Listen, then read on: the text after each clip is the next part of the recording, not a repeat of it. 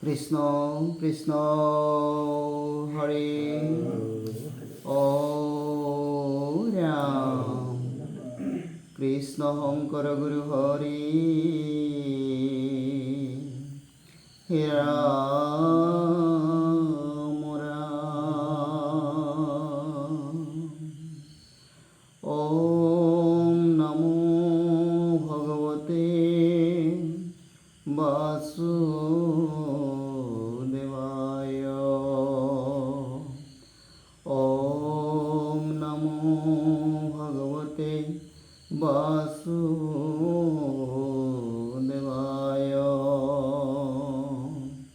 নিগম কল্পতৰুৰ্গলিতং ফলং শুকমুখাদয়মৃতদ্রবসংযুতং পিবত ভাগবतं রসমালয়ং মুহুরুহুরুষিকা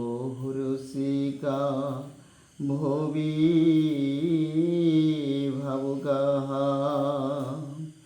পিবত ভাগবतं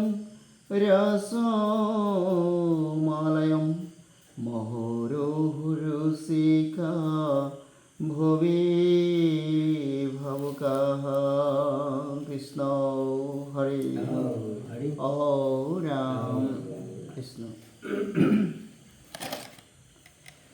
কুন্তীৰ কৃষ্ণ তুতি বাপে এই যে চোৱাৰ কথা ক'লে নহয় এ রাম চলিবাক শান্ত কৃষ্ণ কুন্তি হে নজানি ফলত কমুখে দুখে বলিল অন্তবাণী হে কৃষ্ণ কৃষ্ণ বাপ করু প্রণিপাত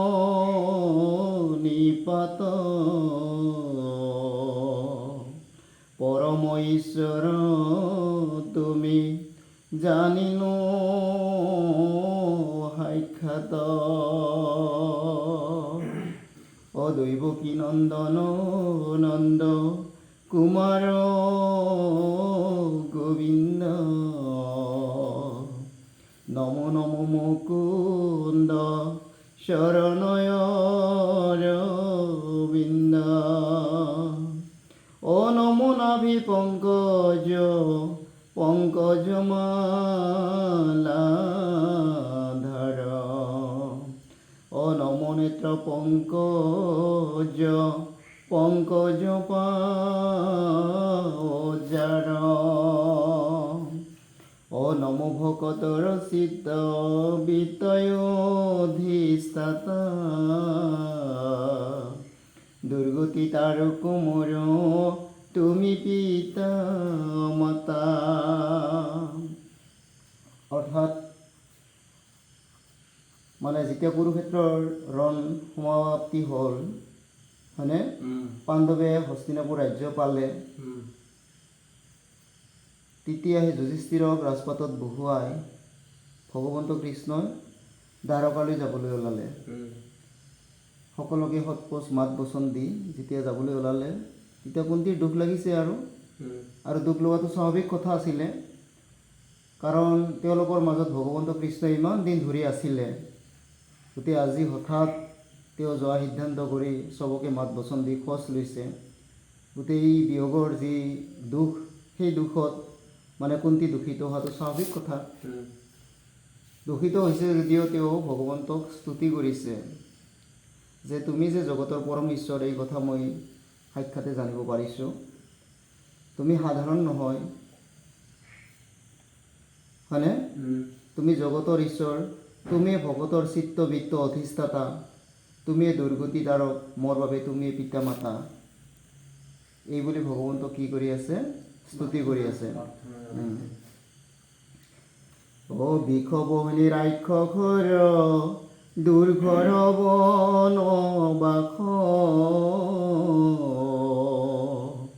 আজি অসথামাৰয়স স্ত্ৰত যাও বিপদত পুত্ৰ হমে আশা ৰাখি অচতকে শিশুক যেন থাকি থাকে পাখি। কতবিলাক বিপদ বিঘিনি মোৰ মূৰৰ ওপৰেৰে পাৰ হৈছে, কিন্তু সমস্ত বিপদত তুমি সৰ্বতোপ্ৰকাৰে কি কৰি আছা? ৰক্ষা কৰি আছা। আৰু আজি এই কিছু সময় আগতে অশ্বত্থামাৰ যি ব্ৰহ্মাস্ত্ৰ, সেই ব্ৰহ্মাস্ত্ৰ প্ৰহাৰত পাণ্ডৱ সমোলঞ্চে শেষ হ'বলৈ ওলাইছিল। তাৰ পৰাও তুমি কি কৰিলা? ৰক্ষা কৰিলা। পঞ্চপাণ্ডৱৰ অস্তিত্ব নোহোৱা হৈ যাব বিচাৰিছিল এই দ্ৰোণীৰ ব্ৰহ্মাস্ত্ৰত। এই ৰাম নানা বিপদত পুত্ৰ হমে আশা ৰাখি শতকে শিশুক যেন থাকি থাকে পাখি। এ ৰাম কেৱলে ৰাখিলা মাত্ৰ সিটো নৈব কি জানিলো মতে খে স্নেহ মাতৃত অধিক। কতবিলাক বিপদ বিঘিনিক সমস্তৰ মাজতে তুমি ৰক্ষা কৰি আহিছা। চৰাইয়ে যেনেকৈ নিজৰ পোৱালীক পাখিৰে ঢাকি ৰাখে, হয়নে? ঢাকি ৰাখি সুৰক্ষা দিয়ে, তুমি সৰ্বতোপ্ৰকাৰে সকলো বিপদত আমাক সুৰক্ষা দি পেলাই বিপদৰ পৰা তৰাই আহিছা। আৰু তাতোকৈ ডাঙৰ কথা হ'ল কি, যে দৈৱকীৰ গৰ্ভত যদিও তোমাৰ জন্ম হ'ল, দৈৱকীক যদিও তুমি মাতৃ জ্ঞান কৰা, মাতৃ বুলি ভাবা, কিন্তু মোৰ মনে কয় যে দৈৱকী জন্মদাত্ৰী দৈৱকী মাতৃতকৈও মোৰ প্ৰতি তোমাৰ মাতৃস্নেহ বেছি। কোনটোৱে কৈছে? কাৰণ মোৰ প্ৰতি মাতৃস্নেহ যদি বেছি নহ'লহেঁতেন, বা মাতৃজ্ঞান মোৰ প্ৰতি যদি বেছি নহ'লহেঁতেন দৈৱকীতকৈ, ইমান দিনে এনেকৈ মোৰ লগত লাগি নাথাকিলা হয়। সকলো সময়তে, সকলো ক্ষণতে, সকলো বিপদতে মোক সহায় কৰি নাথাকিলা হয়। গতিকে মই জানিব পাৰিছোঁ যে তোমাৰ জন্মদাত্ৰী মাতৃ দৈৱকীতকৈও মোৰ প্ৰতি যি মাতৃৰ স্নেহ সেইখিনি বেছি। এ ৰাম হেহি হেহি আপদ আমাৰ অভিমত তোমাক দেখিবে পাওঁ যিটো আপদত শ্ৰী ভুলে ভুলৈ মন কৰৈ নানা কাম সম্পদত নপাৰো লৈবা কত নাম। গতিকে মোৰ এটাই বাঞ্ছা, এটাই অভিলাষা যে ইতিমধ্যে যেনেকুৱা বিপদবিলাক গৈছে, এই বিপদবিলাক প্ৰতিটো বিপদতে তোমাক পাইছোঁ, অনাগত দিনতো মোৰ আৰু তেনেকুৱা বিপদ আহক, যি বিপদত তোমাক পাব পাৰোঁ, অৰ্থাৎ ভগৱন্তক পাব পৰা সেই বিপদ তেওঁক লাগে। কোনোবাই ভাবি চাব, আমাৰ এনেকুৱা বিপদ আহিব লাগিব যি বিপদত আমি ইপাৰ সিপাৰ নেদেখা হৈ পৰোঁ, তেতিয়া আমি ভগৱন্তৰ কথা ভাবোঁ, নহয়নে? গতিকে কোনটোৱে কৈছে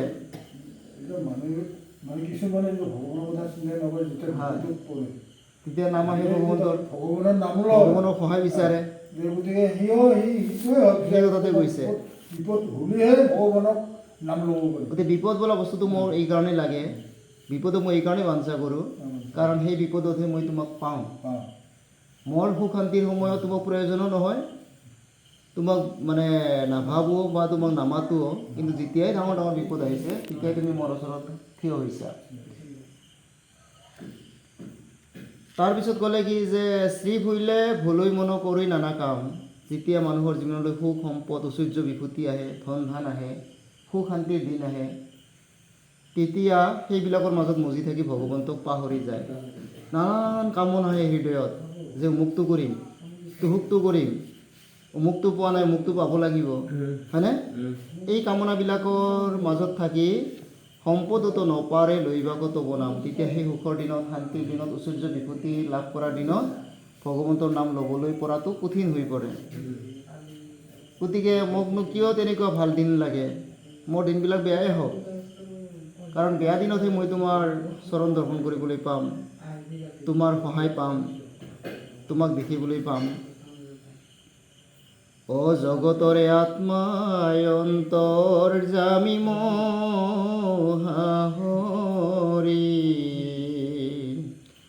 ও নিজ ৰূপে আসাহাই খাতয় অবতৰে। তুমি সাধাৰণ পুৰুষ নোহোৱা, তুমি জগতৰ পৰমাত্মা, তুমি জীৱৰ অন্তৰ্যামী, তুমি মহাহৰি। যে তোমাৰ সেই যি অন্তৰ্যামী ৰূপ বা জগতৰ পৰমাত্মা, তুমি যে মহাহৰি, তোমাৰ প্ৰকৃত যি ৰূপ, সেই ৰূপেৰে আজি কৃষ্ণ অৱতাৰ ধৰি আছা। অৰ্থাৎ ভগৱন্তৰ যিটো ৰূপ, কৃষ্ণ অৱতাৰ ৰূপ, সেই ৰূপটোৱে তেওঁৰ নিজৰ ৰূপ বুলি ইয়াত মানে কোনে কৈছে, মানে কুন্তীয়ে কৈছে। এ কেহ বলে কীৰ্তি বঢ়াই বাহা পাণ্ডৱৰ, ও কেহ বলে ভূমি ভাৰ, এ ৰাম কেহ বলে বংশ বিস্তাৰিবা যাদৱৰ, ও কেহ বলে কীৰ্তি বঢ়াই বাহা পাণ্ডৱৰ, ও কেহ বলে ভূমি ভাৰ হৰিমা কপ্ৰতি, ও কৈ নানা হেতু যাৰ যেন লৈ মতি। তোমাৰ অৱতাৰক লৈ, তোমাৰ জন্মক লৈ বহু লোকে বহু ধৰণৰ কথা কয়। কোনোবাই কয় কি যে যাদৱ বংশ বিস্তাৰ কৰিবৰ কাৰণে তুমি অৱতাৰ লৈছা কৃষ্ণৰূপে। কোনোবাই কয় যে পাণ্ডৱৰ কীৰ্তি যশস্যা বঢ়াবৰ বাবে তুমি আহিছা। কোনোবাই কয় যে ভূমিভাৰ হৰণৰ কাৰণে তুমি আহিছা, পৃথিৱীৰ পৰা দুখ অশান্তি অন্যায় বিভিচাৰ অধৰ্ম এইবিলাক দূৰ কৰাৰ কাৰণে আহিছা। গতিকে এইদৰে যাৰ মনে যিমানখিনি ঢুকি পায় সিমানখিনি কয়। ও কাইম কৰ্ম কৰি মৰৈ যত মোৰ সমতি, ভৈলা হাবে কত তাক নিস্তাৰিমে প্ৰতি, ঐ অনন্ত চৰিত্ৰ কথা কৰিবা প্ৰচাৰ, শ্ৰৱণ কীৰ্তন কৰি তৰুক সংসাৰ, ও মহাজ্ঞানী গণে বলৈ হেনকে যুগতি, ও জানো জগতকে দিবা ইবাৰ মুকুতি। যিসকল মহাজ্ঞানী আছে, ইয়াত মহাজ্ঞানী শব্দৰে আত্মজ্ঞানী তত্ত্বজ্ঞানীৰ কথা কৈছে। পঢ়ি শুনি জ্ঞানী হোৱাৰ কথা ইয়াত কোৱা নাই। কিতাপ পঢ়িলে সকলোৱে জ্ঞানী হয়, নহয়নে?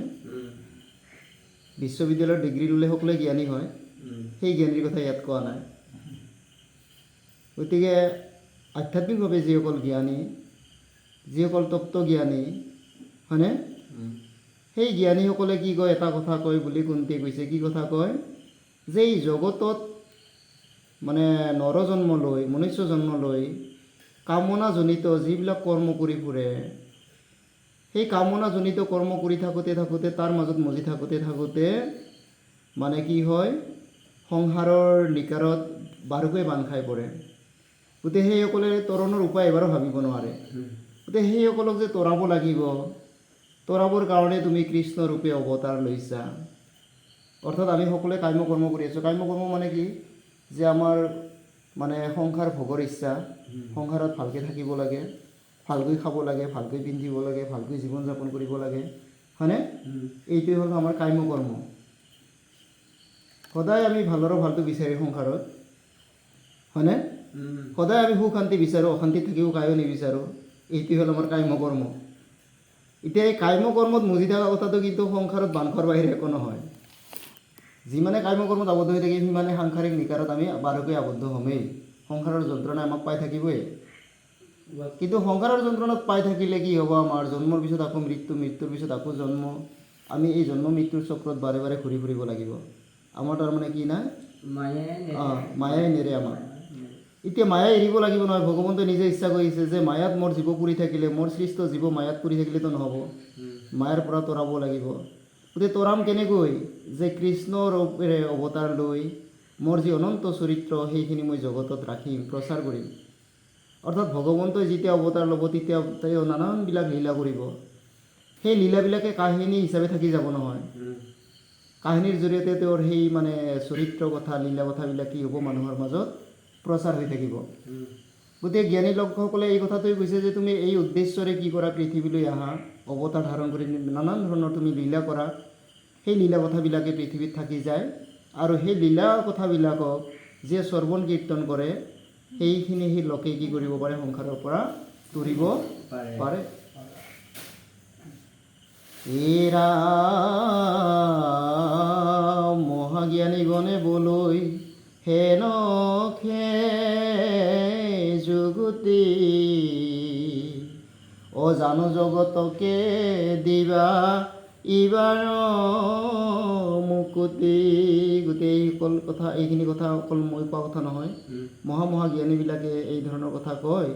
আৰু সেই তেওঁলোকৰ কথা মতে ময়ো জানিব পাৰিছোঁ, তুমি কৃষ্ণ ৰূপে যে অৱতাৰ লৈছা, এই অৱতাৰেৰে তুমি কি কৰিবা, এইবাৰ জগতকে উদ্ধাৰ কৰিবা। অভৈলা বিদিত আখি আপুনি ঈশ্বৰে, তোমাকে খে নজানি কুমতি নৰ মৰে। স্বয়ং জগতৰ ঈশ্বৰে নিজেই কৃষ্ণৰূপে অৱতাৰ লৈছা, হয়নে? কিন্তু তুমি হেন ঈশ্বৰক নাজানি কুমতি নৰবিলাকে মানে সংসাৰ যন্ত্ৰণাত আবদ্ধ হৈ আছে। অহুনৈ গাঁও স্মৰৈ যিটো তোমাৰ কথা ক, আনে কৰে কীৰ্তন প্ৰশংসেতা খম্বাক, এও চিৰকালতে পাওঁ তোমাৰ চৰণ, আৰু দুনাই নাহি তাৰ জনম মৰণ। গতিকে তোমাৰ চৰিত্ৰ কথা ইমানেই পবিত্ৰ, ইমানেই মংগলময়, সেই চৰিত্ৰ কথা কোনোবাই যদি শুনিব পাৰিছে, কোনোবাই যদি ভাবিব পাৰিছে, কোনোবাই যদি কীৰ্তন কৰা শুনিয়ে কীৰ্তন কৰোঁতাজনক প্ৰশংসা কৰিব পাৰিছে, সেই সকলোৱে কি হয়, চিৰকালতে পাৱে তোমাৰ চৰণ। নহয়নে? ভাবিব পাৰিলেও, গাব পাৰিলেও, শুনিব পাৰিলেও, আৰু কোনোবাই গাই আছে তেওঁক প্ৰশংসা কৰিলেও সেইজনৰ কি হয়, গতি হয়। ৰাম তুমি লীলাতই আমি মৃতক পৰাই,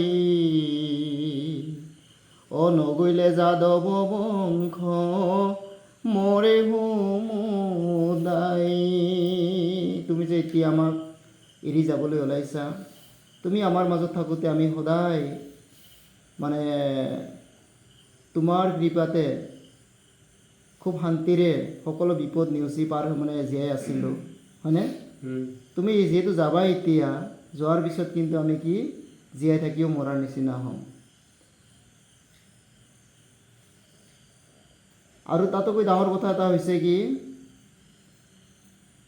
নগৈলে যাদৱ বংশ মৰৈ হুমুদাই, যে যাদৱ বংশত বিপৰ্যয় অহাৰ কথা তুমি কৈছা, যাদৱ বংশৰ মাজলৈ তুমি যাব লাগিব বুলি কৈছা, গতিকে তোমাক বাধা দিয়াৰো মোৰ ৰাস্তা নাই, হয়নে? আৰু যাদৱ বংশত সেইখিনি সময়ত বিপৰ্যয় আহিছেও, ইতিমধ্যে অভিশপ্ত হৈছে। গতিকে তেওঁলোকে এতিয়া গৈ সকলোৱে মৰিবই লাগিব, হয়নে? এতিয়া ভগৱন্তই ইতিমধ্যে কৈছে যাদৱ বংশত বিপৰ্যয় আহিছে, অহাটোও সঁচা। গান্ধাৰীৰ অভিশাপ আৰু সেই মানে মণি এগৰাকীৰ অভিশাপ পাইছে নহয়। ৰাম এক বুলিবাক মই নপাৰো সম্প্ৰতি, যেন লাগে গৰা দেৱ অগতিৰ গতি।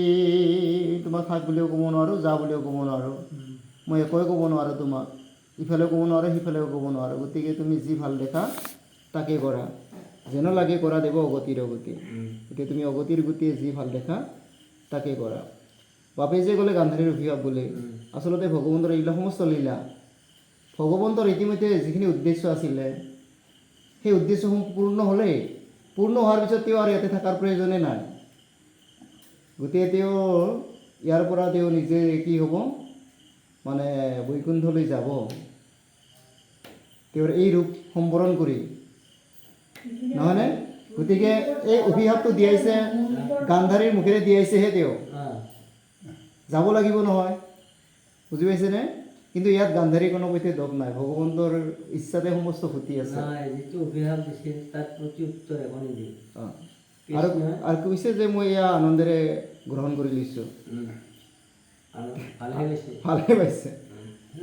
হৃদয়তে আছে, হৃদয়তে সি নৰৰূপে অৱতাৰ লৈ সিয়ে যি কৰিব লাগে সিয়ে কৰি আছে। হয় হয়। এ ৰাম তোমাক দেখিবে নপাওঁ, ইখে মোৰ খেদ, যাদৱ পাণ্ডৱ বংশ কৰা স্নেহ ছেদ।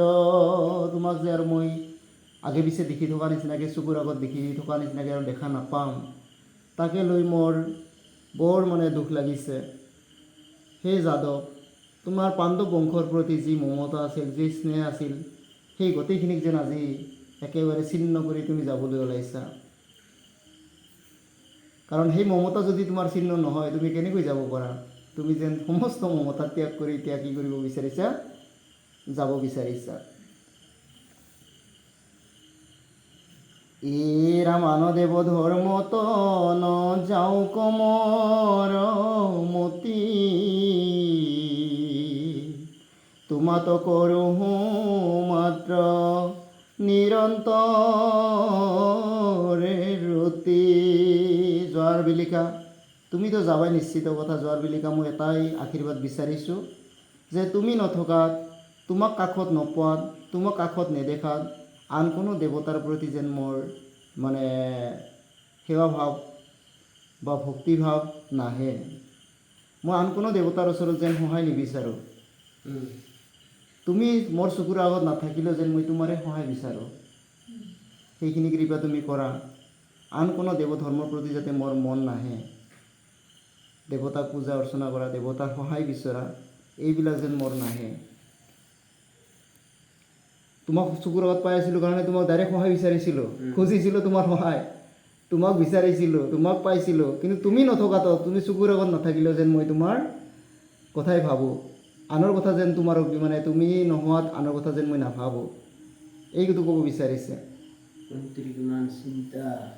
যেন যাজি গংগা নিৰোধকৰে যদি, সাগৰত পৰয় তথাপি দে নদী, সেই মতে বিঘ্নিক নগনি মোৰ মন, সদায় স্মৰক মাত্ৰ তোমাৰ চৰণ। গংগাৰ গুটি কলৈ, গংগা বুলি নহয়, সমস্ত নদীৰ গুটি কলৈ, সাগৰলৈ। নদীবিলাকক যদি কিবা জাজিয়ে বাধা দিব খোজে, নদীৰ গুটি বাধা দিব পাৰিবনে? নোৱাৰে। নদীৰ গুটি সাগৰলৈ যাবই, কিন্তু জাজিয়ে বাধা দি ৰাখিব নোৱাৰে। ঠিক তেনেকৈ কৈছে যে যিমানবিলাক মোৰ চকুৰ আগত বিপদ নাহক, সেই বিপদ দিশে মই আন কোনো দেৱতাৰ সহায় যেন নিবিচাৰোঁ, কেৱল তোমাকেই যেন মই ভাবিব পাৰোঁ, সেইখিনি কৃপা তুমি কৰা।